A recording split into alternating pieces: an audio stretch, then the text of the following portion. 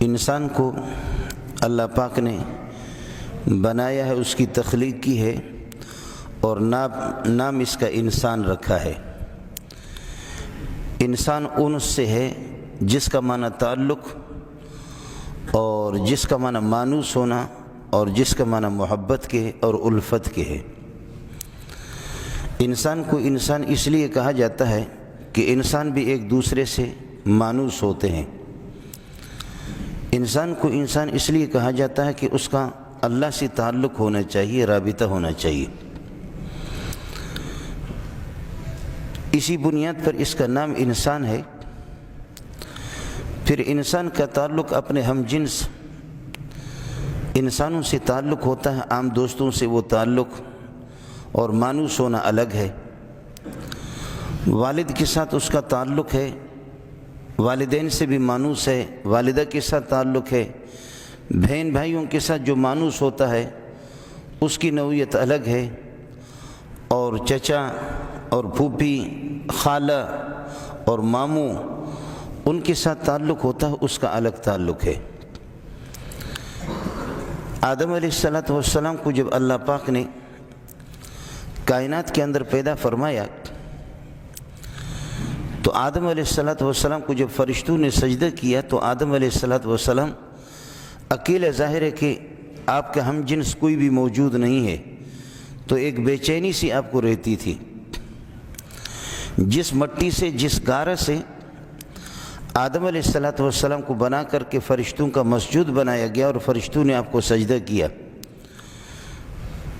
اسی مٹی سے اور اسی گارہ سے بچا ہوا جو زائد جو گارہ تھا اس سے حضرت حوا کو اللہ نے بنایا۔ یہ جوڑے آپس میں ہو گئے۔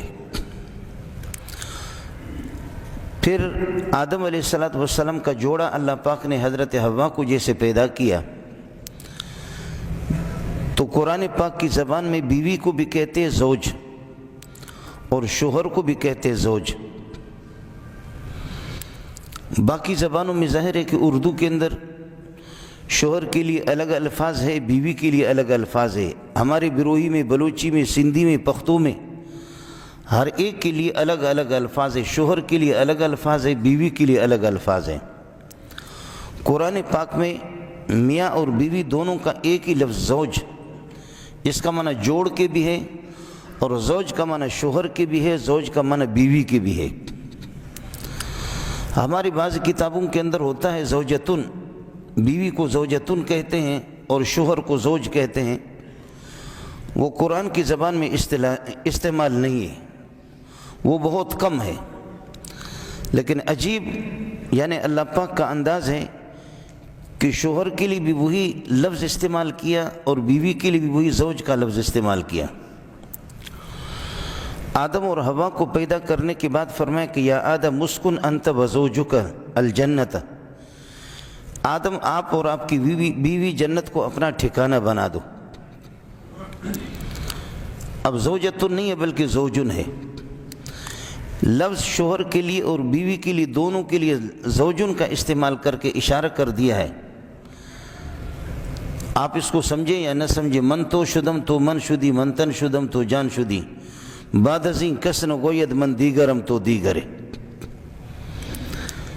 دونوں کے لیے ایک لفظ استعمال کیا، اشارہ کر دیا میاں بیوی کو یک تن، یک سوچ اور ایک ہی ہونا چاہیے۔ لفظی جب دونوں کا ایک رکھا ہے، دوسرے الفاظ میں یہ سمجھو کہ شیر و شکر ہونا چاہیے۔ ظاہر ہے کہ شیر کے اندر، دودھ کے اندر اگر آپ شکر ملائیں گے تو اگر شکر الگ ہے تو آپ کہیں گے یہ شکر ہے، یہ دودھ ہے۔ لیکن شکر کو جب ملائیں گے شیر کے ساتھ، دودھ کے ساتھ، اس کے بعد اب یہ ختم ہوگی، یہ دونوں ایک یہ ہو گئے۔ اب وہ شکر جو ملا ہوا ہے اس کے اندر، دودھ کے اندر، اس کی طرف آپ الگ اشارہ نہیں کر سکتے، دودھ کی طرف اور اس کی طرف ایک ہی اشارہ ہوگا۔ قرآن پاک نے عجیب الفاظ استعمال کیے ہیں، ہن لباس لکم وانتم لباس لہن، بیویاں تمہارے لباس ہے، تم بیوی کے لباس ہو۔ سبحان اللہ، بیویاں تمہارے لباس ہے، تم ان کے لباس ہو۔ ظاہر ہے کہ لباس، آدمی کا لباس اس کے بدن سے جدا ہوتا نہیں ہے۔ آدمی جب لوگوں کے سامنے آتا ہے، کائنات کے سامنے آتا ہے، تو لباس پہن کر کے آتا ہے۔ بغیر لباس کے جب ہوگا تو بڑا پیارا لگے گا۔ بیوی تمہاری لباس ہے، تم ان کی لباس ہو۔ لباس انسان کی شرمگاہ کو چھپاتی ہے، تو جب آدمی شادی کر لیتا تو شادی کے بعد بھی اس کی شرم اور اس کی بے حیائی کی باتیں باہر نکلتی نہیں ہیں۔ اور اگر شادی نہیں کرے گا تو پھر یہ کہ جیسے کہ ہمارے بہت سے وزیر لوگ تو کائنات کے اندر جیسے اللہ نے ان کو ذلیل کر دیا، شاید ان جیسا ذلیل کوئی بھی جانور بھی اس طرح ذلیل نہیں ہے جیسے کہ ہمارے پاکستان کے بہت سے وزیر ذلیل ہیں، نام لینے کی ضرورت نہیں ہے۔ ظاہر ہے کہ وہ لباس ان کے بدن پر نہیں ہے۔ آدمی شادی کرے گا تو پھر ہن لباس لکم وانتم لباس لہن، بیویاں تمہارے لباس ہے، تم ان کے لباس ہو۔ سبحان اللہ، اس سے اچھی تعبیر کائنات کے اندر کوئی بھی نہیں ہے۔ جو تعبیر اللہ استعمال کرے اس سے ہٹ کر کے کون سا مولوی جو اچھی تعبیر آپ کو بتائے گا۔ لباس سے خوبصورتی آ جاتی ہے، نکاح سے انسان کی زندگی کے اندر خوبصورتی آ جاتی ہے، جسمانی طور پر بھی خوبصورتی، روحانی طور پر بھی خوبصورتی۔ اور اگر نکاح نہیں کرے گا تو پھر پرائیویٹ طریقے سے ادھر منہ مارے گا، ادھر منہ مارے گا، ادھر منہ مارے گا۔ جیسے میں نے عرض کیا کہ ہمارے بہت سے وزیر حضرات، پاکستان بہت پیارا ملک ہے، اس میں سب کچھ چلتا ہے، بہت پاکستان پاک ہے جی، بے حیائی سے پاک نہیں ہے، لیکن یہ ہے کہ اس کو بڑوں نے بھی ناپاک کر دیا۔ ملک بھی پاک ہے، عوام بھی پاک ہے، لیکن اس میں حکمران بڑا بے حیا اور ناپاک قسم کے ہمیں ملتے ہیں۔ یہ ہماری بدقسمتی ہے۔ بیویاں تمہارے لباس ہے، تم ان کے لباس ہو۔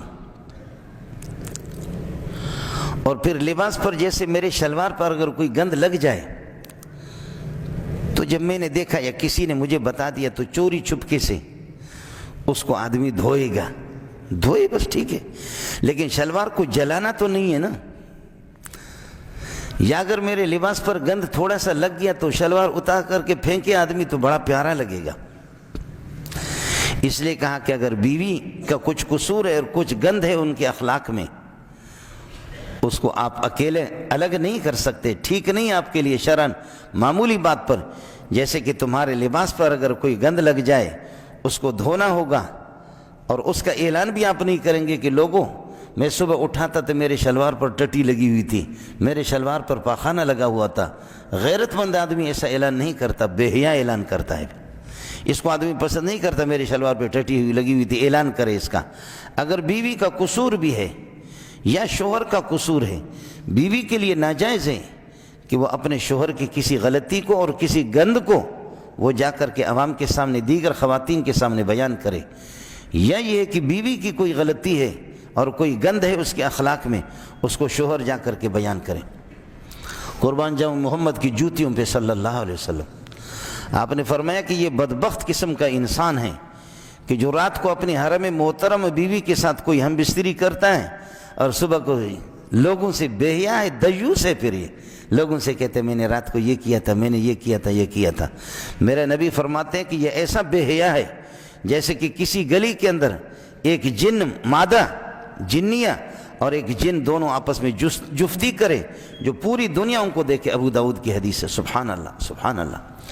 جیسے کوئی جنیہ جن، لیڈیز جن اور کوئی مذکر جن، یہ دونوں کسی گلی میں جفتی کرے اور جن کی بے حیائی کو پوری دنیا دیکھے۔ یہ بھی بے حیا قسم کا انسان ہے کہ جو رات کو اپنے گھر والوں کے ساتھ کچھ اپنی جنسی خواہش کو پوری کرتا ہے، پھر ڈنڈورا پیٹتا ہے، اعلان بھی کرتا ہے۔ محمد سے بڑا حیا والا کائنات کے اندر کوئی بھی نہیں۔ ہن لباس لکم، بیویاں تمہارے لباس ہیں، تم ان کے لباس ہو۔